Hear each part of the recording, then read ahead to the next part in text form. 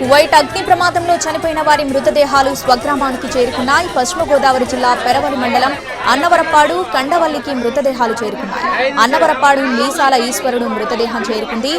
మొల్లేటి సత్యనారాయణ మృతదేహం కండవల్లి గ్రామానికి చేరుకుంది.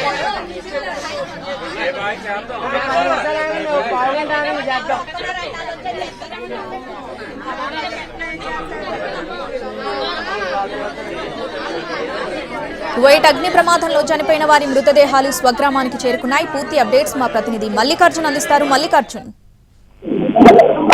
బుధవారం ఉదయం జరిగినటువంటి అగ్ని ప్రమాదంలో ఉమ్మడి పశ్చిమ గోదావరి జిల్లాకు సంబంధించి పెరవలి మండలంలో ఉన్నటువంటి ఇద్దరు కూలీలు అక్కడ మృతి చెందడం జరిగింది. వారి మృతదేహాలు కొద్దిసేపటి క్రితమే పెరవలి మండలం అన్నదోవరపాడు అలాగే కండవల్లి కూడా చేరుకున్నాయి. 10 ఏళ్ల క్రితం కండవల్లి నుంచి మెల్లేటి సత్యనారాయణ అలాగే పెరవలి మండలం నుంచి మీసాల ఈశ్వరుడు ఇద్దరు కూడా కువైట్ లో ఉపాధి నిమిత్తం వెళ్లి అక్కడే ఉంటున్నారు. కొద్ది రోజుల క్రితం వాళ్ళు స్వగ్రామానికి కూడా వచ్చి వెళ్లారు. అయితే అగ్ని ప్రమాదం జరిగినటువంటి సమయంలో వీళ్ళు బిల్డింగ్ లోనే ఇరుక్కుపోవడం జరిగింది.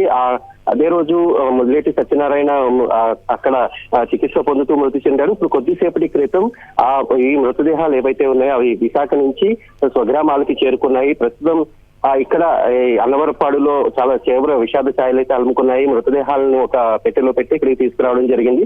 అయితే కుటుంబ సభ్యులు చివరి చూపులు చూసుకోవాలి, తమ తండ్రిని చూసుకోవాలి అని ఇక్కడ సత్యనారాయణ కుమార్తెతో పాటు అక్కడ ఈ ముల్లేటి సత్యనారాయణ ఎవరైతే ఉన్నారో అతని పిల్లలు బంధువులు అందరూ కూడా డిమాండ్ చేస్తున్నారు. అయితే ఈ కాలిపోయి వచ్చినటువంటి మృతదేహాలు కాబట్టి కొంత జాగ్రత్తలు తీసుకుని వాటిని ఇక్కడికి పంపించడం జరిగింది. అయితే చివరి చూపుగా చూసుకోవడానికి కూడా అవకాశం లేకపోవడంతో వాళ్ళందరూ కూడా తీవ్ర విషాదంలో మునిగిపోయారు. మొత్తం గ్రామాలన్నీ కూడా గ్రామస్తులు అందరూ కూడా ఇటు కండవల్లి అలాగే అన్నదేవరపాడు తరలి వచ్చారు. ప్రస్తుతం మృతదేహాలకు అంత్యక్రియలు నిర్వహించేందుకు చివరిగా కుటుంబ సభ్యులకు మృతదేహాలను చూపించేందుకు ఇప్పుడే చేరుకున్నాయి. ప్రభుత్వం తరపున కొంతమంది అధికారులు కూడా ఇక్కడికి చేరుకుని వాటిని అంత్యక్రియలు పూర్తి చేసేందుకు అయితే ఏర్పాట్లు సాగుతున్నాయి. Right Mallikarjun, thanks for the updates.